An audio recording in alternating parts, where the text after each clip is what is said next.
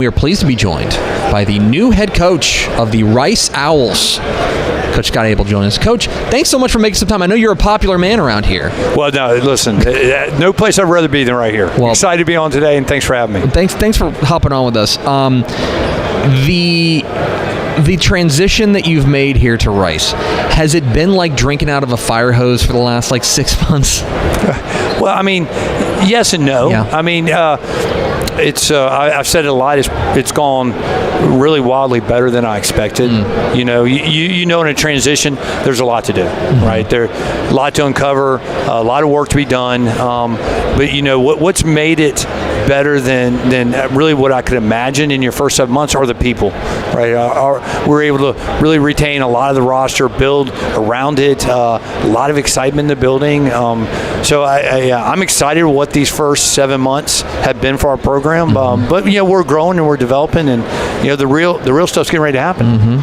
And you mentioned a lot of guys stuck around, including in this day and age it's kind of rare. You have a coaching change with the transfer portal and everything in college football. I noticed that your quarterbacks, all three of the guys that were previously there stayed. They a lot of those guys, you have three guys who were incumbents, and I know you obviously changing offensive schemes and systems. How do you and your coaching staff go about? Because I'm sure those guys all bring different skill sets to the table. How do you go about evaluating those guys and then finding that right fit for your scheme? And is that still a process that's going on today? Well, I do think it's still a process ongoing. I mean, I think there's been some separation, and I think I'll start with saying how excited we are that all those guys wanted to run our system. When somebody asked me, hey, what are you looking for in your quarterback? There's a couple things that jump out at me. One, I want a winner. I think the best stat you can look at a quarterback is their win-loss records, like a starting pitcher. Sure. Yeah. And the second thing is I want somebody excited to run our system. We're a unique offense, and all these guys were excited. And I think it was shocking to the world that we retained the quarterback roster and then really built around it. And so it's an ongoing process of evaluating them, and they've all grown and learned, and I'm excited to see what August brings for them. I really am. And they compete every day and work really hard and understand that only one guy can win the job, but they work together to make each other better. You mentioned your offensive scheme. I would imagine that you guys are the most popular offense to run on the new college football video game. I don't know. I haven't seen it yet. Okay. Here's my question for you. How would you, because it is a truly unique offense. We've seen it similar things before in the high school football ranks. How would you describe your offense to somebody who'd never seen it before?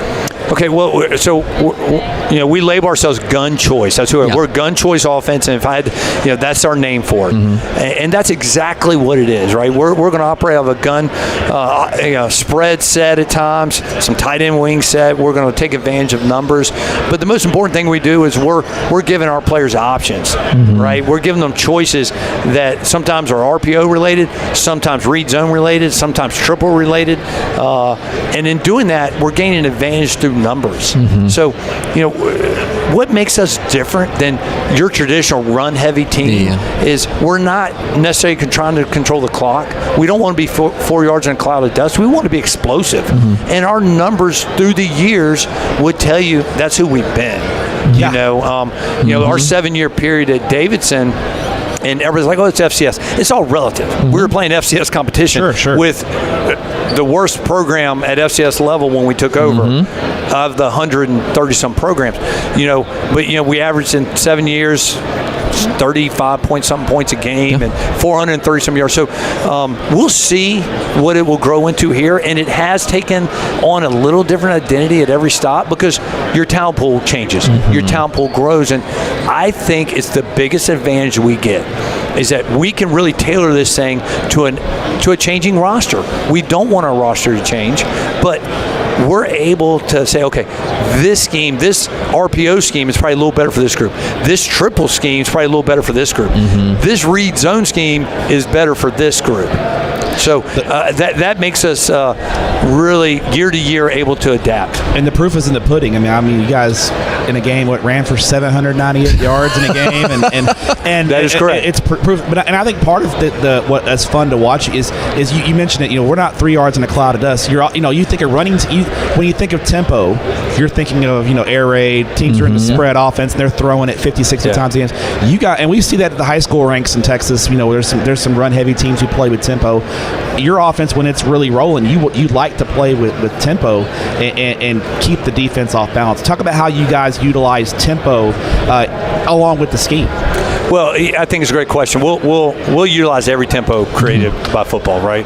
And when the circumstance calls us to, hey, really control the game, ideally you get up, control the game, keep the other offense on the sideline. I mean, that's best for your entire program, right? It enables you to play your best defensive players more, when they're playing less snaps. And, but there'll be times where, man, I feel like that other team may be a little tired. Let's go get them. And that's been exciting for our guys. And what it does is, our guys see versions of their own offenses that they're coming from when we're recruiting them.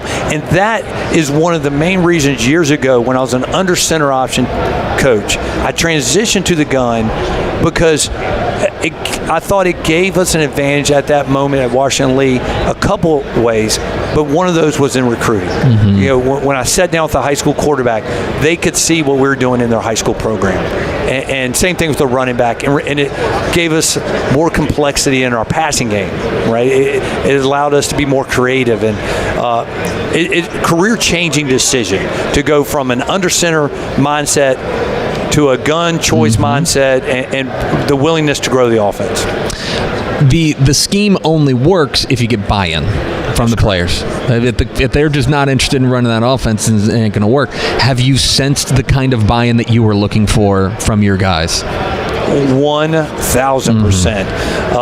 I can say without hesitation, this first 7 months, it's been the most complete and quickest buy-in that I've ever had. It's my 5th head job. And once again, I think it's all relative, right? Whether you're taking a head high school job, a Division III job, buy-in's buy-in, culture change is culture change. And so, without question, the quickest buy-in. Kind of unexpected, right? I don't expect that. I show up ready to, hey, let me show you what this is. Sure. But from day one, and the roster stability shows that. Yep. Right, we kept most of the receiving core. We kept the quarterback room in place, and that's exciting. And in turn, it helped us retain some of our best defensive players. People ask me a lot of questions about offense.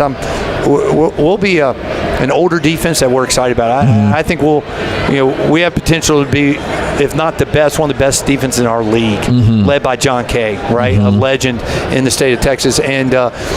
This change is going to allow them to be even better. Yeah. And so it is a system I think can help everybody in our program, from our kicking game to our defense to every position on offense.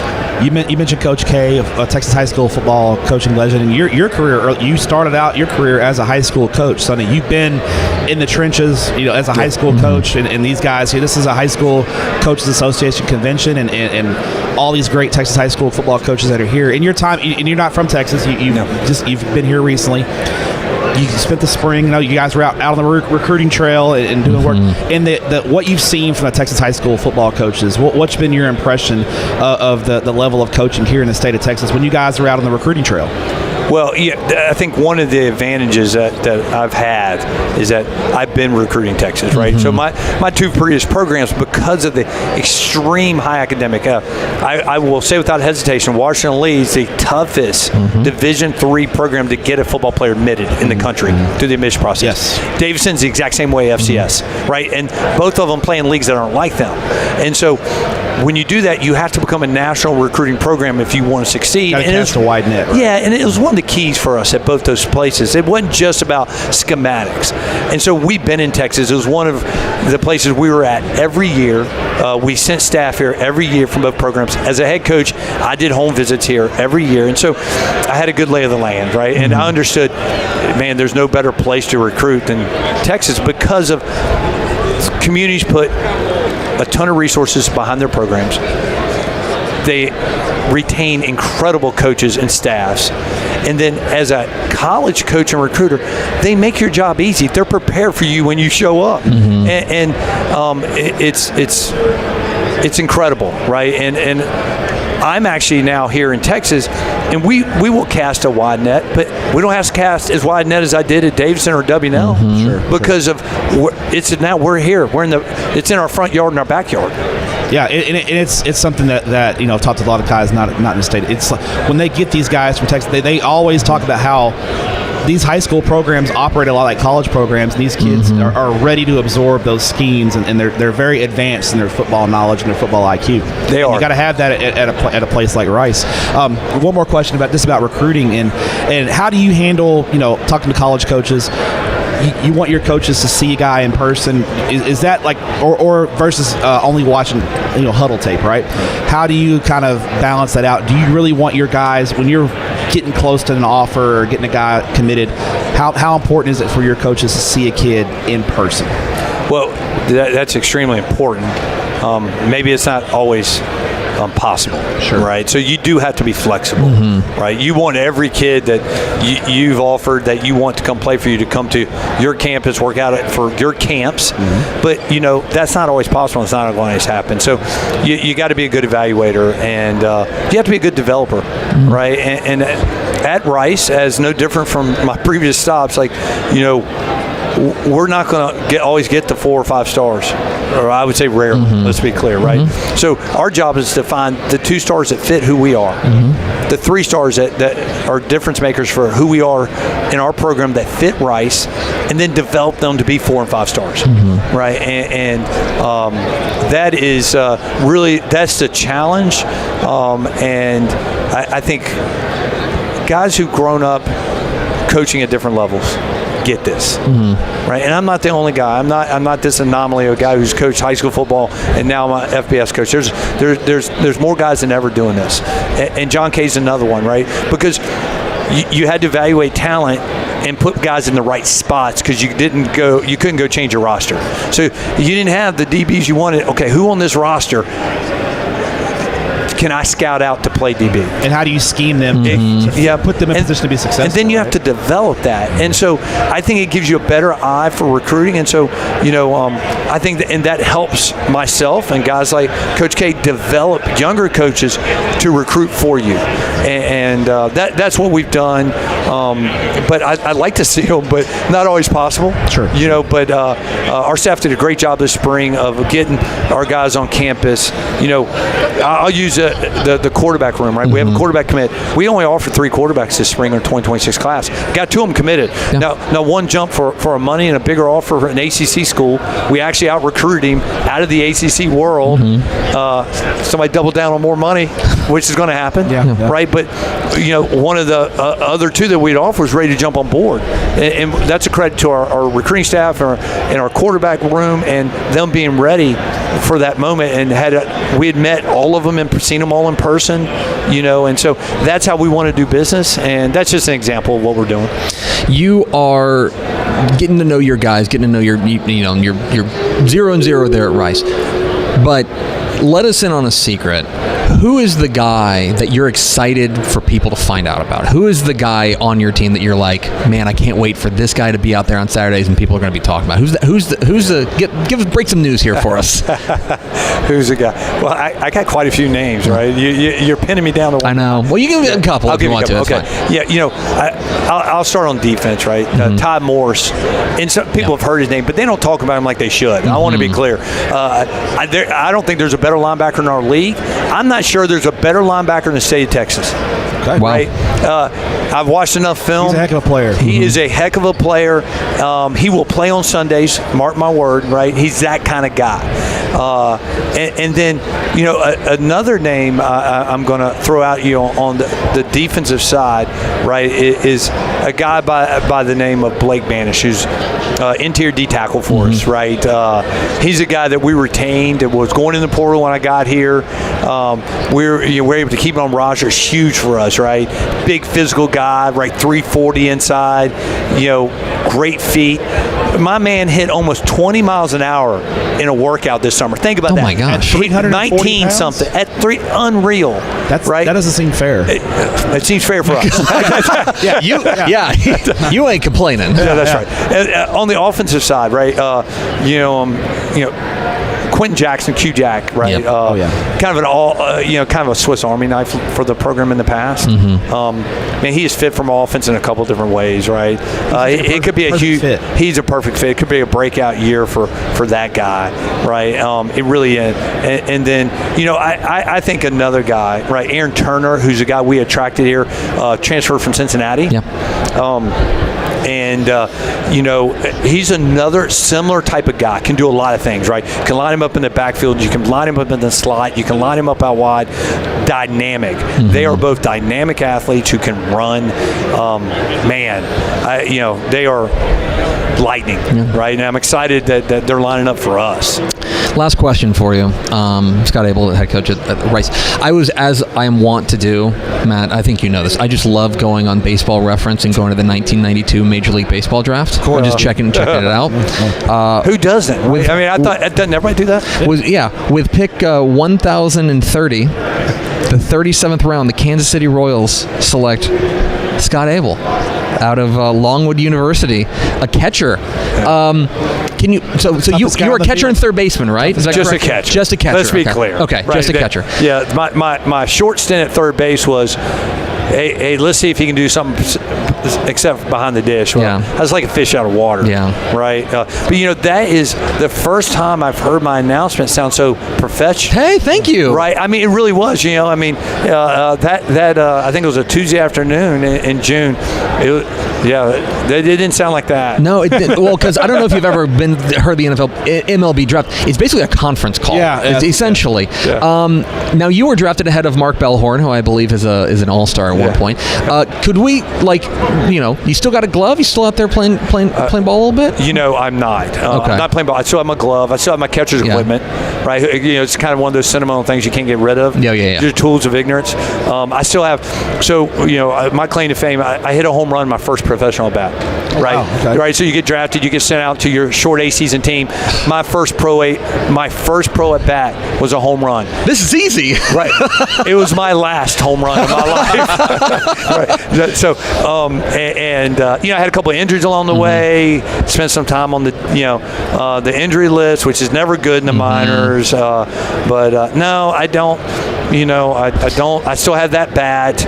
I look forward to one day having a grandson. I don't have one yet, but look forward to one day having a grandson I can play catch with. There you go. That's awesome. Well, you'll just tell him, be like, I don't spend any time on the diamond anymore. Yeah, Grandpa's a pro, by the way. I don't know if you know that. But I would say it's all worked out. Not the head coach at Rice. It is all worked out. You're talking about a guy who's lived multiple dreams, right? Yeah. I grew up being an athlete and I wanted to play everything as long as I could, and baseball afforded me a chance to play a little bit after my collegiate life. But football was always my first passion. Loved it. Just wasn't as good as I was at baseball. And so the opportunity to coach football at the high school level I thought was a dream. Then the small college level, like, man, I'm living my dream. And here I am at Rice today, right? I'm a guy who wakes up every day knowing how fortunate I am, how blessed I am, excited to lead Rice University, Rice football. And I'm excited to be a part of this community. I'm wearing the ribbon. I don't want to get off without mentioning the folks in the Hill Country that have been just so devastated, and I wear this because, eerily over the last year, North Carolina lived through something very similar, not too far from us in Charlotte, and it just it's devastating. And I just want everyone out there to know that our prayers at Rice are with you guys. Our thoughts. We know devastation. Nothing we can say it's going to really make it easier. Just know that there are people behind you. Coach, well said, Coach. Coach, we so appreciate you stopping by and chatting with us. Thank you guys. Appreciate it. It's been great. Scott Abell, head coach of the Rice Owls. Go Owls. Thanks, Coach. There he goes. Scott Abell, head coach of the Rice Owls. Oh. Coach, we appreciate you, my friend. Thank you very much. Awesome. Very cool. I'm really excited about that. I think that. Did you know he was drafted by the Royals? I did not know that. Yeah. That's journalism right there. That is capital J journalism right there. That's what we do around here.